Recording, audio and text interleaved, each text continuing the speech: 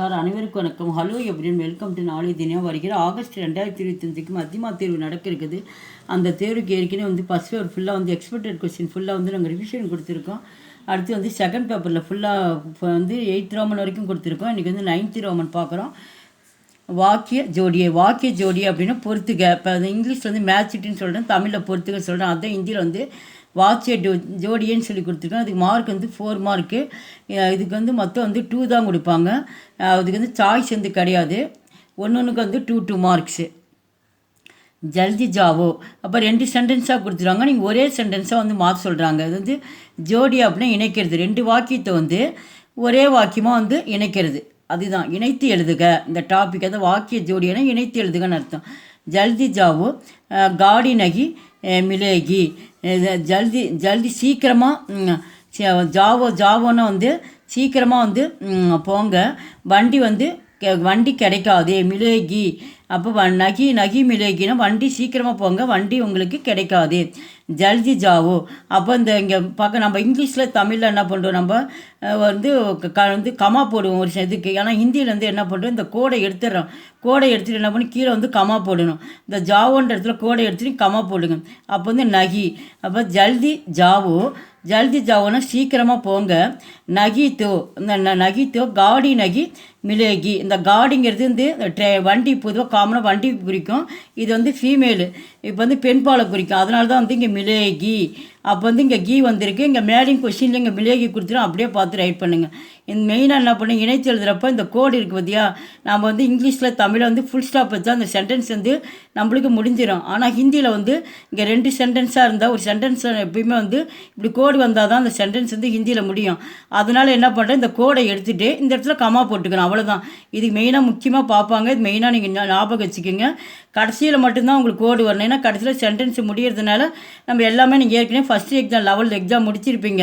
இப்போ நம்ம நடத்துறது செகண்ட் லெவல். ஆனால் உங்களை சொல்லிட்டு கிடையாது, ஏற்கனவே உங்களுக்கு தெரிஞ்சிருக்கு. அதனால் லாஸ்ட்டாக அந்த கோடு போட்டுங்க. நடுவில் மட்டும் இந்த கோடு தயவுசெய்து போட்டுறாதீங்க. இங்கே வந்து கமா போட்டுங்க. இப்போ நம்ம இந்த சென்டென்ஸ் எப்படி கொண்டு வரலாம், ஒரே சென்டென்ஸாக ஜல்தி ஜாவோ காடி நகி மிலேகி. சீக்கிரமாக போங்க, வண்டி உங்களுக்கு கிடைக்காது. மிலேகி அப்படிங்கும்போது வண்டிக்கு போது பெண் பாலுக்குன்னா இங்கே கீ வந்திருக்கு. அதனால நீங்கள் அண்டர்ஸ்டாண்ட் பண்ணீங்க. இப்போ நடத்துறது வந்து கிராமரு.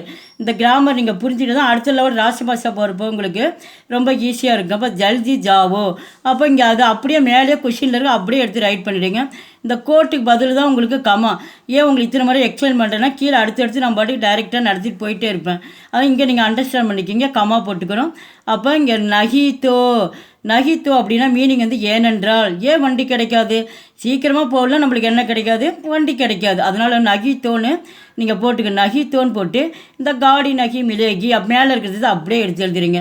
இப்போ இங்கே கமா வரணும், நகித்தோ போட்டுக்கணும். அவ்வளோதான். இதுக்கு வந்து ஈஸியாக நீங்கள் 2 மார்க் கேட்ச் பண்ணலாம். புரியுதா? இப்போ புரிஞ்சிருக்குன்னு நினைக்கிறேன் உங்களுக்கு. அடுத்து செகண்ட் பாருங்கள். ஏ அப்துல் ஹே இவர்கள். ஏ அப்படிங்கும்போது இந்த இடத்துல வந்து ரெஸ்பெக்டை குறிக்கும். இந்த இடத்துல பன்மையில் நம்ம சொல்கிறோம். அந்த இடத்துல வக்கு நம்ம ஆணையும் சொல்கிறோம், பெண்ணையும் சொல்கிறோம் ஹிந்தியில். ஆனால் ஏ அப்படிங்கும்போது இந்த இடத்துல இவர்கள் அப்படின்னு நம்ம இவர்கள் சொல்லுவோம் அந்த இடத்துல. அப்போ பக்கத்தில் இருக்கிறது இவங்க இருக்காங்க அப்படின்னு ஒரு ரெஸ்பெக்டாக ஒரு மரியாதையாக சொல்கிறோம். இவங்கெல்லாம் வராங்க அப்படிங்கும்போது ஒரு ரெஸ்பெக்ட் குடிக்கணும். அதனால் ஏ அப்துல் ஹைன். அந்த ஏ இந்த இடத்துல ஹைன் வந்திருக்குன்னா ஏற்கனவே உங்களுக்கு சொல்லியிருக்கேன். இங்கே டாட் வந்ததுனால வந்து அவங்களுக்கு ரெஸ்பெக்ட், இந்த அப்துல்ன்றதுக்கு ரெஸ்பெக்ட் மரியாதை கொடுக்குறாங்க. அதனால் வந்து இவர் அப்துல்லாக இருக்கிறார். ஏ மேரே தோஸ்துகைன். ஆனால் இவர் வந்து எனக்கு நண்பராகவும் இருக்கிறார். இப்போ தோஸ்துனை யார் இந்த இடத்துல, நண்பர். என்னுடைய நண்பராக இருக்கிறார். மேரே தோஸ்து ஹைன் கொடுத்துருக்காங்க. இப்போ என்ன பண்ணு, இப்போ 2 சென்டென்ஸாக இருக்குது. இப்போ ஒரே சென்டென்ஸாக மாற்றுறோம். இந்த இடத்துல ஏ அப்படியே போடுறீங்க, அப்துல் பாருங்க. இந்த இடத்துல வந்து என்ன பண்ணுறோம், இந்த ஹைன் இங்கே இருக்குது, அதுக்கு பதிலாக என்ன மேரே தோஸ்துங்க இங்கே மேலே இருக்கிறது அப்படியே ரைட் பண்ணுறீங்க. இந்த ஹைன் வந்து நம்ம எடுத்துட்டோம்னா 2 இடத்துல வந்து ஹைன் வந்திருக்கு. ஒரே சென்டென்ஸாக நினைக்கிறப்போ வந்து 2 இடத்து வந்து வரக்கூடாது. அதனால் அந்த ஹைன் எடுத்துகிட்டு இந்த கோடை எடுத்துடுறீங்க. அவ்வளோதான். மேரே தோஸ்துகை. ஏ அப்துல் மேரே தோஸ்துகை. இவர் பெயர் வந்து அப்துல், என்னுடைய நண்பராக இருக்கிறார். தேர்டு வந்து புலிஸ் ஆகி லோகு பாகு கயே. புலிஸ் அப்படின்னு யார் இந்த இடத்துல, போலீஸ் நம்ம சொல்லுவோம். வந்து போலீஸ் வந்ததுனால, ஆகி அப்படின்னா வந்து போலீஸ் வந்ததுனால, லோகுனா யார், மக்கள். போலீஸ் வந்ததுனால மக்கள் பாகுகையே மக்கள் ஓடினர். போலீஸை பார்த்து என்ன பண்ணுறாங்க, மக்கள் ஓடினர். அப்போ புலிஸ் கே ஆத்தேஹி அப்போ வந்து இந்த இடத்துல வந்து புலிஸ் அப்படியே பார்த்து எழுதிருக்கீங்க. இந்த இடத்துல வந்து ஆகி பதிலாக என்ன பண்ணுறீங்க, கே ஆத்தியகி. ஏன் இந்த இடத்துல வந்து கே ஆத்தியகின்னு யார் வந்ததுனால, போலீஸ் வந்ததுனால மக்கள் பயந்து ஓடினாங்க. அதனால தான் இந்த இடத்துல வந்து நம்ம வெறுப்பு நம்ம சேர்த்திக்கிறோம். இந்த இடத்துல ஹீ போட்டுக்கிறோம்.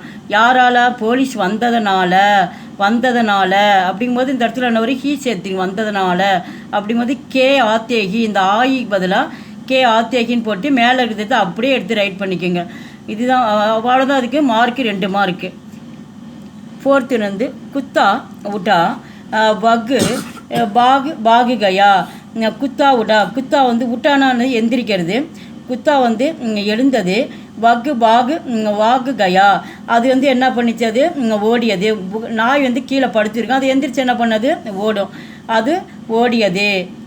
கயா அப்படிங்கும்போது பாஸ்டென்ஸில். குத்தா உட்டுக்கர், அது வந்து ஓடுறது, அது என்ன ஒரு செயல் தான். அப்புறம் மனிதன் தூங்குறது, ஓடுறது, ஒடியாறது எல்லாமே ஒரு ஆக்டிவிட்டி. என்ன நம்ம பேசுறது, ஸ்லீப்பிங் பண்ணுறது எல்லாமே ஒரு செயலை குறிக்கும். அதுபோல் வந்து இங்கே வந்து நாய்க்கு சொல்கிறாங்க. அதுக்கு தான் இந்த இடத்துல கர் அப்படின்னா ஒரு செயலை குறிக்கிறது. நாய் ஓடியதனால அப்போ வந்து உட்டுக்கர். இப்போ அந்த கர் வந்து நீங்கள் சேர்த்துக்கணும். உடா பதிலாக அந்த அந்த கோடை எடுத்துகிட்டு கர் சேர்த்திங்க.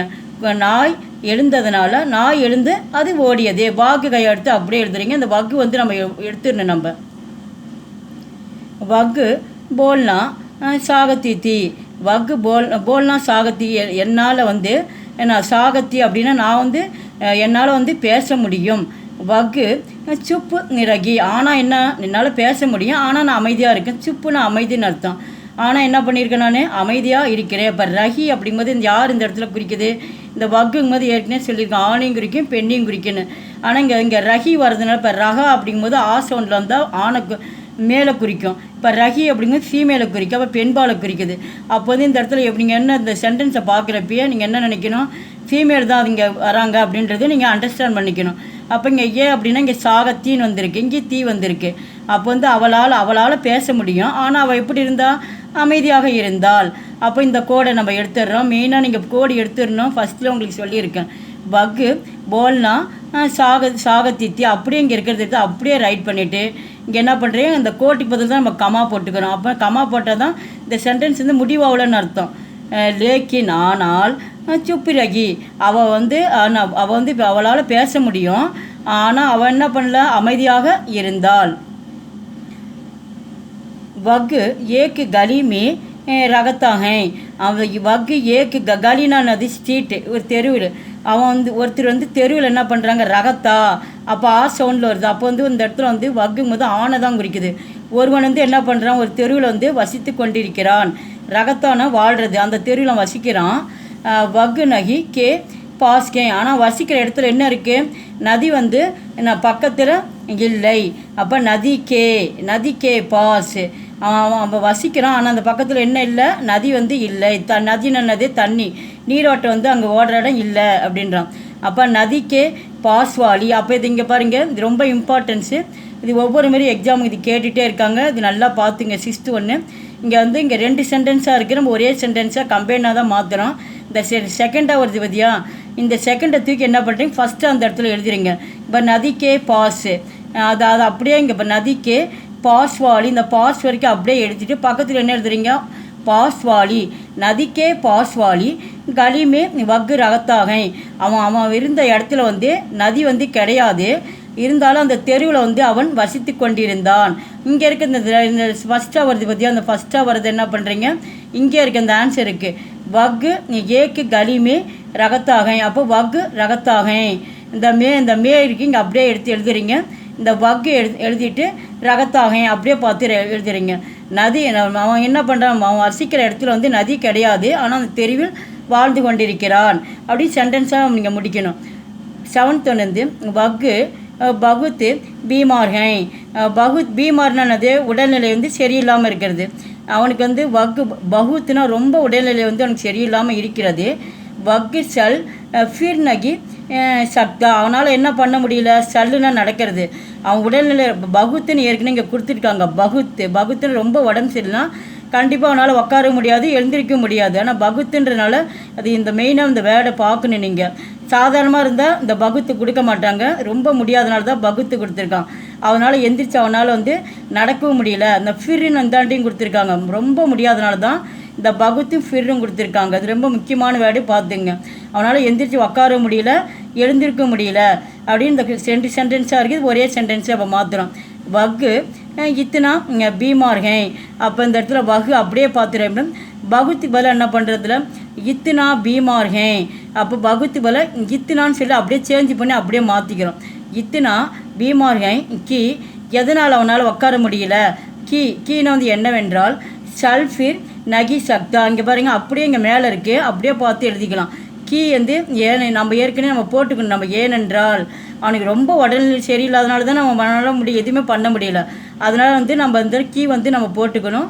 சல்ஃபேர் இங்கே மேலே இருக்கு பார்த்தியா, சல்ஃபீர் நகி சக்தா, அதை பற்றிக்கு அப்படியே பார்த்து இங்கே கீழே ரைட் பண்ணிக்கணும். ஒன்றுமே ரொம்ப ஈஸி.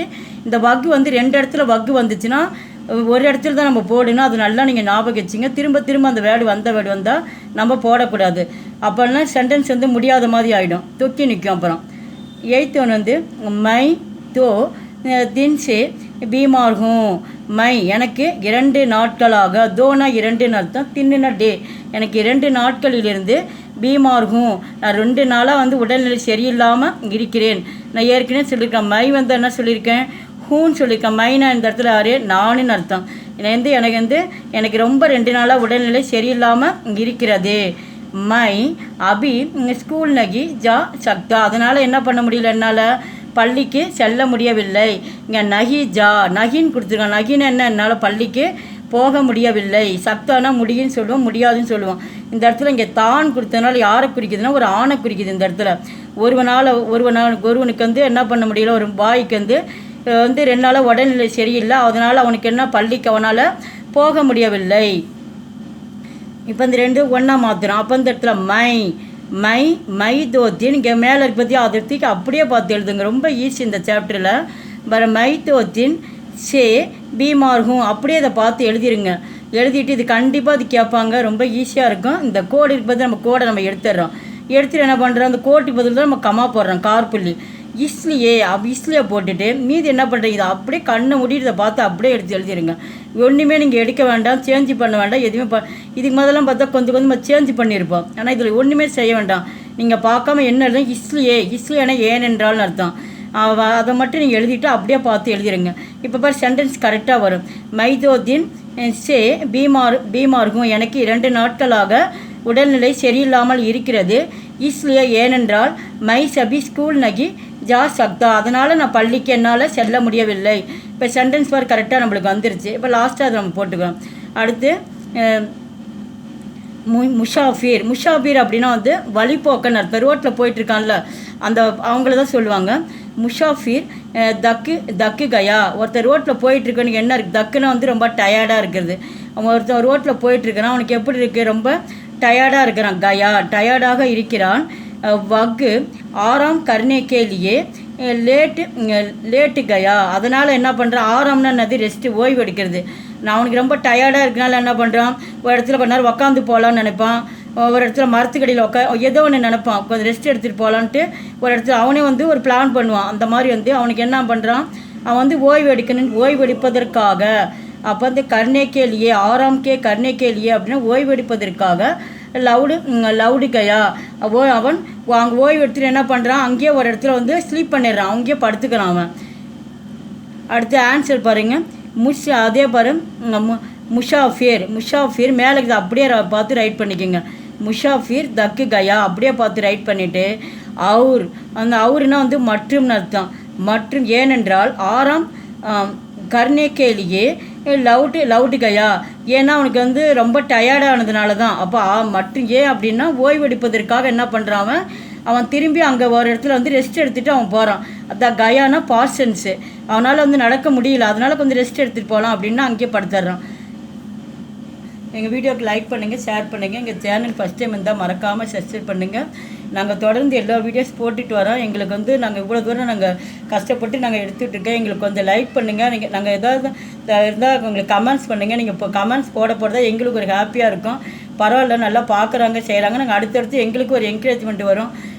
நன்றி, தன்யவாத்.